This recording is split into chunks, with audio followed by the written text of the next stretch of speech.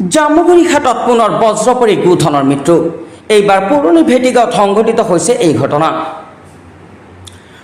বজ্ৰপুৰী অঞ্চলটোৰ লোক বাহাদুৰ চেত্ৰী নামৰ দৰিদ্ৰ লোকজনৰ দুটাকৈ গোধনৰ মৃত্যু। পুৱা গোহালিৰ পৰা পোহনীয়া গৰু উলিয়াই বাহিৰত বান্ধি থোৱা অৱস্থাতে বজ্ৰপুৰী মৃত্যু হয় এজনী গাভিনী গৰু আৰু এটি দমৰা গৰুৰ।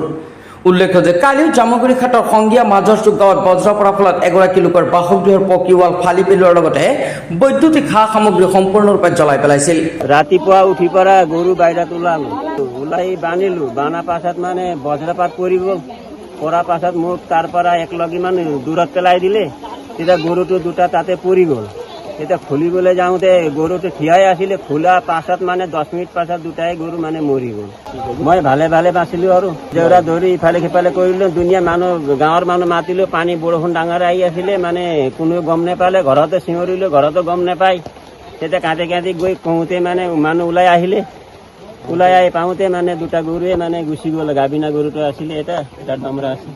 কথাটো কি হ'ল, আজি ৰাতিপুৱা 7:30 মান বজাত বজ্ৰপাত পৰিল। বজ্ৰপাতৰ ফলত মানে ৰাস্তাত ওলাই থৈছিল আমাৰ গাঁৱৰে লোক বাহাদুৰ চেত্ৰী নামৰ মানুহজনে।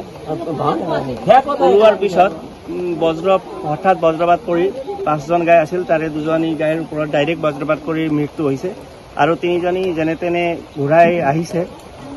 সেই অলপ মানে দুখজনক কথা। গাঁৱৰ দুখীয়া ঘৰৰ এজন কৃষিজীৱী মানুহ এজন এনেকে দুটা গাই আকস্মিক মৃত্যু হোৱাত আমি গাঁৱৰ মানুহ হিচাপে দুখ প্ৰকাশ কৰিছোঁ আৰু আমি এই চেনেলৰ যোগেদি চৰকাৰক আহ্বান কৰোঁ যে দুখীয়া পৰিয়ালৰ মানুহ হিচাপে তেখেতক চৰকাৰী সাহায্য প্ৰদান কৰিব বুলি।